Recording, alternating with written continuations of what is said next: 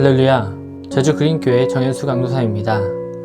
오늘 말씀은 우리가 익숙하게 들어 잘 알고 있는 바벨탑 이야기입니다. 바벨탑 이야기는 어릴 적 보고 들었던 성경 동화와 바벨탑이라는 명칭으로 인해서 사람들이 하늘 높이 탑을 쌓은 사건으로 알고 또 오해하고 있는 것이 사실입니다. 오늘 말씀을 잘 살펴보면 어린이 성경 동화에서 보던 바벨탑과 성경에서 말하고 있는 바벨탑 사건은 좀 다른 모습이라는 것을 알 수 있죠. 우리가 소위 바벨탑 사건이라고 알고 있는 오늘 본문 말씀은 시날 평지에 사람들이 성읍과 탑을 쌓은 사건을 말합니다. 그러니까 탐욕으로 탑만 놓게 쌓은 사건이 아니라는 거예요. 시날 평지에 성읍과 탑, 즉 도시를 건설한 사건이 우리가 들어왔던 바벨탑 사건의 현실입니다. 우리는 바벨탑이라고 부르는 이 바벨탑 사건을 통해 하나님처럼 높아지려고 했던 사람들의 어리석음과 교만함에 대해서 많이 들어왔습니다. 이 일로 하나님께서 내리신 벌은 온 세상의 언어가 혼잡해져 뿔뿔이 흩어져 살아가게 되는 것이죠. 그렇다면 우리는 왜 사람들이 시날 평지에 성읍과 대를 쌓아 견고하게 모여 살려고 했는지 살펴봐야 합니다.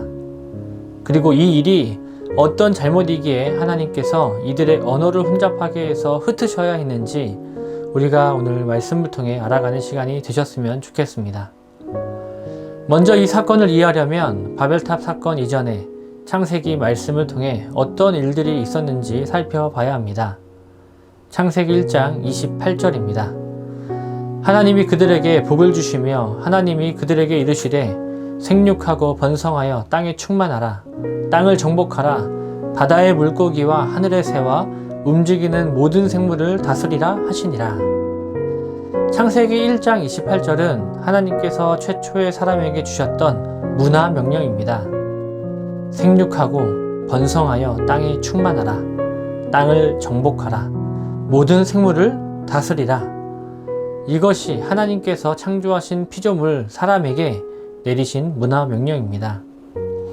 모두들 아시는 바와 같이 최초의 사람은 하나님의 명령을 어기고 죄를 짓게 되어서 에덴 동산에서 쫓겨나게 되었고, 이들의 죄는 아담과 하와의 자손인 가인이 동생 아벨을 죽이는 친족 살인으로 이어집니다. 창세기 6장에 이르러서는 결국 많아진 사람들 가운데 죄악이 가득하게 됩니다. 결국 하나님께서는 사람을 지면에서 쓸어버리시기로 작정하십니다. 하지만 하나님과 함께하며 하나님께 은혜를 입은 의인인 노아와 그 가족은 남겨두시기로 하셨죠. 방주에서 내린 노아와 가족에게 하나님은 창세기 9장 말씀을 통해 창세기 1장에서 주셨던 생육하고 번성하여 땅에 충만하라는 문화 명령을 다시 한번 반복하시며 말씀하십니다. 그러나 안타깝게도 죄를 지으며 살 수밖에 없는 인간인 인간의 비극은 노아의 홍수에서 끝이 나지 않습니다. 홍수 사건 이후에 포도 농사를 짓던 노아는 포도주에 취해 장막에서 벌거벗어 누워 자게 되는데, 이 모습을 본 사람이 있습니다. 아들 함이죠. 함은 포도주에 취한 아버지의 모습을 소문을 냅니다. 함의 행동으로 노아는 함의 아들 가나안을 저주하게 됩니다. 그리고 이 사건은 노아의 가족과 인류의 비극의 시작점이 됩니다. 창세기 10장 32절 마지막 부분입니다. 홍수 후에 이들에게서 그 땅의 백성들이 나뉘었더라.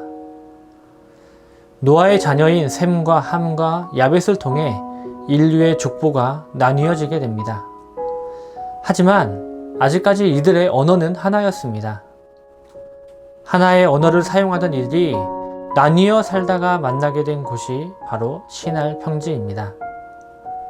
오늘 바벨탑으로 알고 있는 이 시날 평지에 성읍과 탑을 쌓은 사건은 하나의 언어를 가지고 있던 이들이 시날 평지에서 만나는 것을 시작이 되는 것입니다. 이들이 한 언어를 가지고 한 일이 무엇입니까? 뛰어난 두뇌를 가지고 벽돌을 만들어 성읍과 탑을 만들어 꼭대기를 하늘에 닿게 하여 자신들의 이름을 드러내고, 이제는 더 이상 흩어지지 않기 위해 자신들의 힘으로 모여 살려 합니다.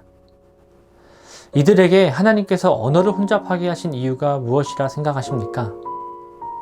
하나님께서는 인간에게 땅에 충만하며 땅을 정복하라 했습니다. 이 말의 의미가 무엇입니까? 울타리를 치고 아무도 너희에게 접근하지 못하게 너희만 모여 살라, 이런 말입니까? 아니죠. 하나님께서는 최초의 사람 아담에게, 그리고 노아의 홍수 이후에 노아와 그 가족에게 하나님의 사람들이 온 땅에 퍼져 충만하게 이 땅을 가득 채우기를 원하셨고, 그렇게 하라 명령하셨습니다. 하나님의 명령과는 다르게 성읍과 탑을 쌓아 문명을 만들어 모여 살려 하는 이런 자들을 하나님의 뜻대로 흩으실 방법으로 하나님께서는 언어를 혼잡하게 하신 것이죠.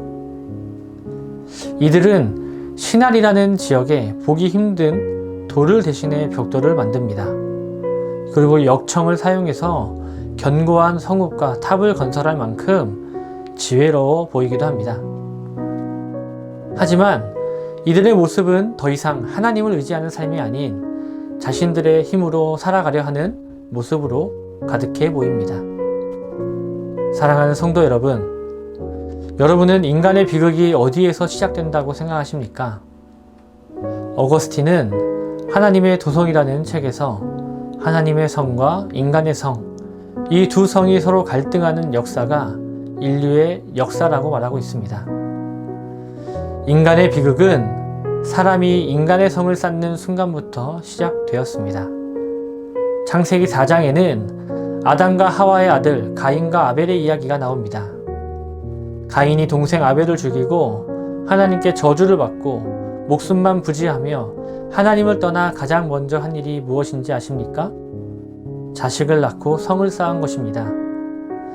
가인이 쌓은 성은 이제 내 힘으로 살아보겠다는 것입니다. 하나님과 단절된 삶을 말하는 것입니다. 우리 인생에 하나님을 제외시킨 인간의 성을 쌓는 것은 하나님과 동행하는 자들의 모습이 아닙니다.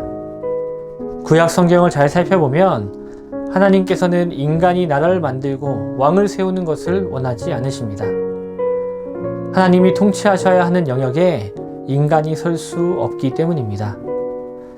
그럼에도 불구하고 하나님께서 처음으로 사울왕을 주셨던 것은 왕을 그토록 갈구하는 인간에 대한 관용, 그리고 사랑일 뿐입니다. 우리 자신을 돌아봅시다. 우리는 무엇을 의지하고 살아가고 있습니까? 혹시 우리의 삶에 하나님이 배제되어 있고 우리의 힘으로, 우리의 능력으로, 우리의 지식으로 모든 것을 해결하려고 하고 있지는 않으십니까? 하나님이 계셔야 할 자리에 하나님이 아닌 우리 자신을 채우고 있지는 않으십니까? 우리가 소망하며 살아갈 것은 하나님의 방법으로 하나님께서 통치하시는 하나님의 나라입니다. 하나님을 믿고 하나님의 자녀된 우리는 이제 우리가 쌓은 성을 허물어야 합니다. 사랑하는 성도 여러분, 이제 무엇을 의지하시겠습니까?